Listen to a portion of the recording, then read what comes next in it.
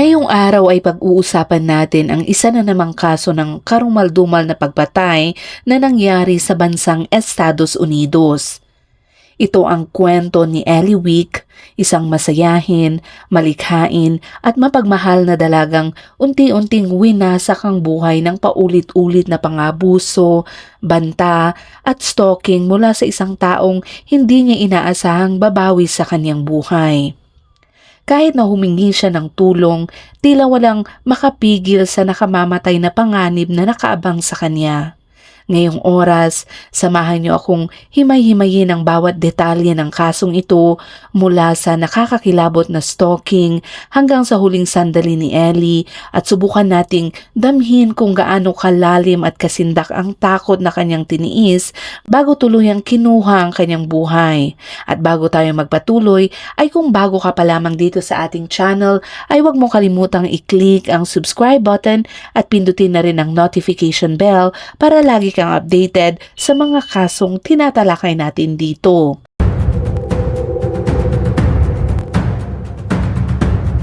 Krimen X-Files. Ang Westchester, Ohio ang tahanan ni Ellie Wick. Siya ay 23 taong gulang at kilala ng lahat bilang si Ellie. Siya ay orihinal na taga Minneapolis, Minnesota, ngunit lumipat sila ng kanyang pamilya sa Westchester kung saan ngayon ay nakatira siyang mag-isa kasama ang kanyang alagang gecko na si Gail. Ayon sa kanyang pamilya, namumuhay siya ng buhay na puno ng kulay, musika, sining at kalikasan. Inilarawan siya bilang isang malayang espiritu at malikhain. Madalas mo siyang makikita na gumagawa ng scrapbook, nagda-dance class, gumagawa ng alahas o di naman kay nagsusulat lamang. Mahilig siya sa labas at ayon sa kanyang ina, mula pagkabata ay palagi siyang nakikita na nagkakalikot sa labas kahit nasuot ang kanyang magagandang damit, natatakpan ng dumi, nagtatanim at nagtatayo ng hammock. Marami siyang kapanapanabik na plano at kamakailan lang ay nakuha niya ang kanyang lisensya sa cosmetology. Pero habang papalapit ang tag-init ng 2018, unti-unti nang nauubos ang kanyang positibong pananaw.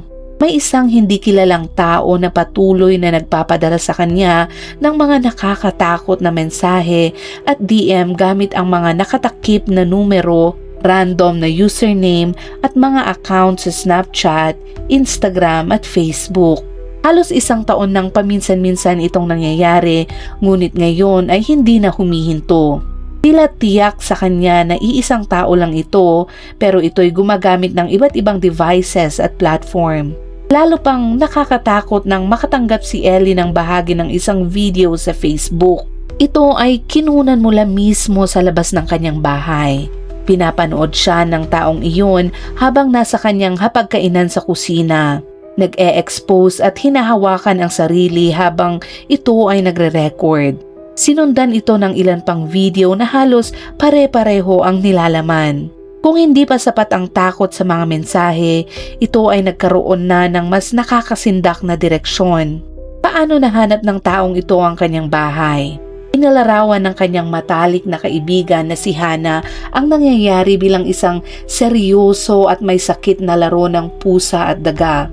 Dahil dito, tumawag si Ellie sa mga pulis. Iniulat niya ang ilang username at numero, isa na rito ang Mikael o Mika. Tinanong siya kung may kahulugan sa kanya ang pangalang iyon at sinabi ni Ellie na may ex siya noon na Michael pero wala siyang ideya kung sino ang nasa likod nito. Nagsulat naman ang mga opisyal ng ulat at tinanong kung ano ang dapat niyang gawin pagkatapos. Sinabi sa kanya na kumuha ng self-defense classes at manatili sa loob ng bahay sa gabi. Bagaman pakiramdam niya ay wala itong pagbabago, pumayag si Ellie at nag-sign up sa ilang klase kasama ang kanyang ina na si Tam. Pero sa kasamaang palad, tuloy pa rin ang naging pananakot sa kanya. Hindi naman matukoy ng mga pulis kung saan nanggagaling ang mga mensahe dahil masked numbers ito mula sa mga website na may random na area codes at ang pagsisid sa ganitong digital na datos ay aabutin ng ilang oras.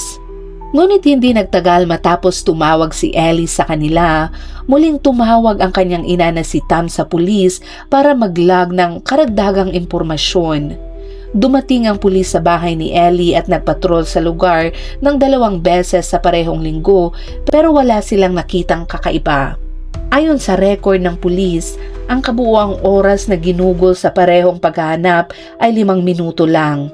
Umabot sa puntong ayaw na ni Ellie na manatili mag-isa sa bahay at nagkasundo din ang kanyang mga kaibigan na magpalit-palit para samahan siyang matulog doon. Pero sa kabila ng mga ito, malinaw na walang problema ang taong iyon na lapitan ng kanyang bahay. At sa katotohanan, hanggang hindi nahuhuli ang stalker, gaano nga ba siya talaga makakaramdam na siya ay ligtas? Sa isang usapan, tinanong siya ng kaibigan kung ano ang dapat gawin sa sitwasyong ito at sinagot ni Ellie na hindi niya alam at nalulungkot siya. Mag-isa siya at hindi gaanong marunong sa self-defense at halos nawala na ang kanyang kapayapaan sa isip. Isang araw habang nag-uusap si Ellie sa isang kaibigan tungkol sa lahat ng nangyayari, bigla nilang na-realize ang isang bagay sa pamamagitan ng isang bagong Snapchat account. Nakarehistro ang account kay Michael Strauss at ang ex-boyfriend ni Ellie ay si Michael Strauss. Bagamat sa isip ni Ellie ay imposible raw ito nang makita niya ang username, napagtanto niya na siya nga iyon. Kaagad niyang pinaalam sa kanyang kaibigan na alam na niya kung sino iyon. Ito ay ang ex niya mula noong siya ay 17 pa lamang. Matagal na silang naghiwalay. Pareho silang mahilig sa sining, musika, festivals at noong una ay marami silang pagkakapareho pero mabilis na lumala ang sitwasyon at tinigil niya ang pakikipag-ugnayan dito. Ipinagbigay alam niya ang kanyang natuklasan sa pulis. Noong ika-28 ng Hulyo, nag-text si Ellie sa kanyang kaibigan online na si Nate. Madalas na nilang pinag-uusapan ang magtagpo ng personal at nagplano ring magkita sa araw na iyon. Sabi ni Nate, hindi ko dadalhin ang phone ko. Okay lang ba kung kakatok na lang ako? Pero mukhang nagbago ang isip ni Ellie at gusto na lang manatili sa bahay. Tinanong din ni Nate kung ano tong naririnig ko tungkol sa isang creep na sinusundan ka daw. Ayon naman kay Ellie, "Lol, walang creepy sa akin kaya hindi ko alam." Tinanong ulit siya ni Nate kung ano ang ginagawa ni Ellie at sinabi nitong mag-isa lang siya sa bahay. Walang bisita si Ellie gaya ng dati kaya patungo na siya sa kama ng mag-isa. Habang sinisecure niya ang lahat at ginagawa ang karaniwan niyang routine na pag-tape sa kurtina, hindi niya alam na hindi siya nakikipag-usap pala kay Nate. Isa lang pala itong panibagong pekeng numero at pekeng pangalan. At ngayon, sa pagkakataong iyon, alam na ni Michael Strauss na mag-isa lang na naman si Ellie sa kanyang bahay. Noong unang araw ng Agosto 2018, nang hindi maabot si Ellie sa mga sumunod na araw, nagpanik ang kanyang ina na si Tam at nireport siyang nawawala. Walang duda sa sino man na konektado ang kanyang pagkawala sa stalking. Nakaparada pa rin ang kanyang kotse sa labas ng bahay at walang aktibidad sa kanyang telepono o bank cards. Dahil dito, isang tanong sa pulis ang lumabas.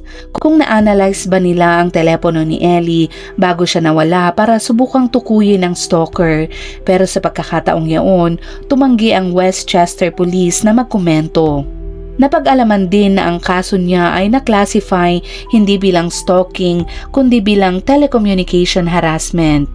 Isa sa mga numerong konektado kay Nate ay may 213 area code at nabili sa isang website pero walang nakaraang datos at hindi konektado sa ibang telepono.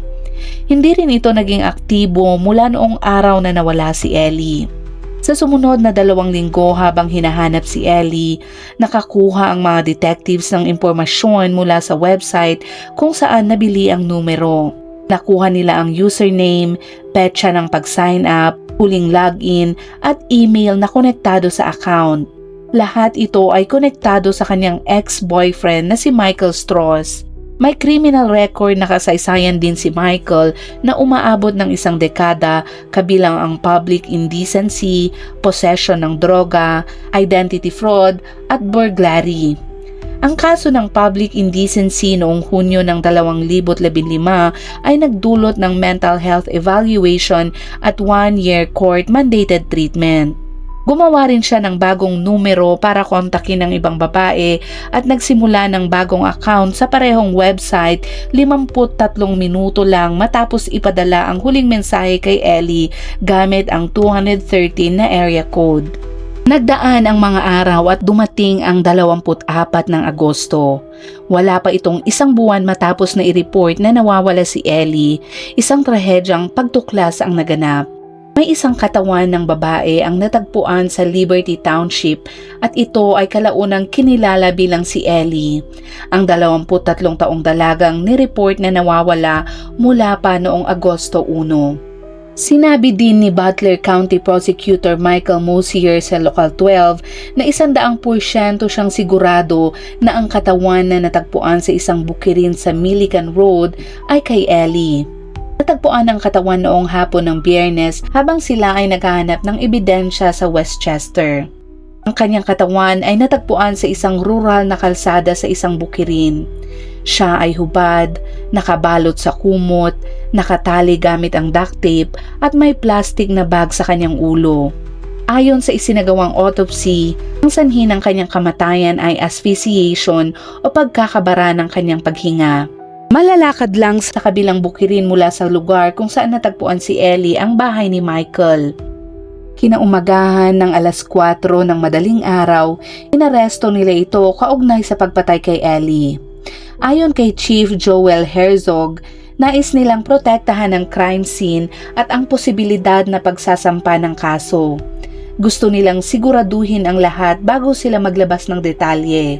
Pagkatapos naman ng pagkaaresto kay Michael, pinuno nila ang lugar ng drones, helicopters at mga pulis sa paligid kung saan natagpuan ang katawan ni Ellie sa partikular na lugar na iyon. At sa halagang $4 milyong na bond, nanatili si Michael sa kustudiya ng mga pulis habang sinisiyasat ng mga investigador ang kanyang bahay at iniimbestigahan din ang lahat ng kanyang mga electronic devices. Nagbigay din ang Google ng impormasyon sa pulis na nagpapakita ng IP address na nakarehistro sa bahay ni Michael na may mga search na "How long does a dead body smell?", "Missing girl in Hamilton", at "Missing girl in Westchester, Ohio". Sa iba pang search ay lumalabas din na naghahanap din siya ng impormasyon tungkol kay Ellie Wick pati na rin ng 3 beses para sa Cincinnati Strangler. Noong 12 ng Hulyo, ilang araw bago siya nawala, nag-search pa siya tungkol sa How to Survive Prison at Survivor's Guide to Prison kasunod ng How to Delete Photos of her iCloud account. May mga search din tungkol sa forced rape while jogging at teen force porn at sinabi din ng mga pulis na ang ibang search na ginawa nito ay sobrang nakakasindak kaya hindi na nila ito ipinahayag. Natagpuan din ang maraming video ng mga taong nagja-jog na finifilm nito sa loob ng ilang buwan at sinusundan sa kotse at sa mga parke. Natagpuan rin sa bahay niya ang screenshot mula sa Maps app ng isang bukirin kung saan natagpuan ng pulis ang katawan ni Ellie. Sa kabila ng mga ebidensyang iprinisenta kay Michael, nagbigay pa ito ng malabong dahilan na para raw sa research niya ng script na ginagawa niya dahil nasa film industry daw ito. Nang tiningnan ulit ng mga pulis ang Google history ni Michael, nakita nila ang mga search tulad ng Mason jogger attack, ambush rape, where do women jog in Westchester at pati na rin ng mga porn videos. Sa bahay niya, natagpuan ang pinakamalakas na ebidensya. Sa loob ng kanyang art portfolio, nakita ng pulis ang driver's license ni Ellie, isang kumpol ng kanyang buhok at ang kanyang pink na kwintas. Sa pagkakataong ito, nawalan na ng pasensya ang mga pulis sa mayabang na si Michael at gusto na nilang malaman ang katotohanan. Hindi siya tinantanan ng mga pulis sa pagtatanong at nang hindi na ito makaiwas pa sa kanila, ay sa wakas inamin na niya ang lahat. Sinabi niya sa mga pulis na aksidente daw ang lahat. Dagdag pa niya ay pumayag din daw si Ellie na mag-shoot para i-torture siya at gumawa ng porn video kasama siya. Isang bagay na babayaran daw sila ng libu-libong dolyar kapag ginawa nila iyon. Pero sa tingin ng mga pulis, walang makatwirang tao ang maniniwala kay Michael. Nang tanungin naman ng mga pulis ang dahilan ng pagkamatay ng dalaga, ang sagot nito ay aksidente daw talaga itong namatay dahil nilagyan daw nila ng plastic bag ang kanyang ulo para itago ang kanyang pagkakakilanlan sa shooting, pero hindi daw niya namalayan na nasuffocate na pala ito. Nang siniyasat din ng mga pulis ang kanyang basement, nakakita din sila ng handcuffs na nakatali sa isang kama doon. Ito ay malinaw na nagpapakita ng nakakatakot na larawan ng mga huling sandali ni Ellie. Dahil naman sa pag-amin ni Michael, kalaunan ay sinampahan siya ng kasong pagpatay kay Ellie. Siya rin ay naindik ng grand jury ng 9 na kaso. Aggravated murder, 3 counts ng tampering with evidence, menacing by stalking, petty theft, abuse of a corpse at gross abuse of a corpse. Noong unang araw naman ng Setyembre, ginanap ang libing ni Ellie at hinihikayat ang lahat na magsuot ng tie-dye at magdala ng bagay para ilagay ito sa isang scrapbook. Maaari ring magdala daw ng drums para gumawa ng musika at ang buong araw ay magiging salamin ng lahat ng minamahal ni Ellie. Ang anumang pondo daw na makokolekta ay gagamitin para magtanim ng puno bilang alaala sa kanya. Isang araw matapos iyon, ginanap naman ang isang celebration of life para ibalik ang kulay sa gitna ng dilim na nangyari sa kanya.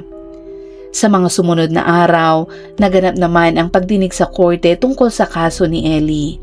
Ipinakita ng defense team ni Michael ang kanilang teorya kung paano ito namatay at kahit daw na inamin ni Michael ang kanyang ginawa, gusto nilang mabigyan ng access ang korte sa medical records at therapist notes ni Ellie. Ayon pa sa kanila, maaaring may kontribusyon din daw sa kamatayan nito ang gamot na iniinom niya. Sinabi rin nila na may mga senyalis si Ellie ng depression, anxiety at iba pang behavior na maaaring magpaliwanag sa kung paano siya namatay.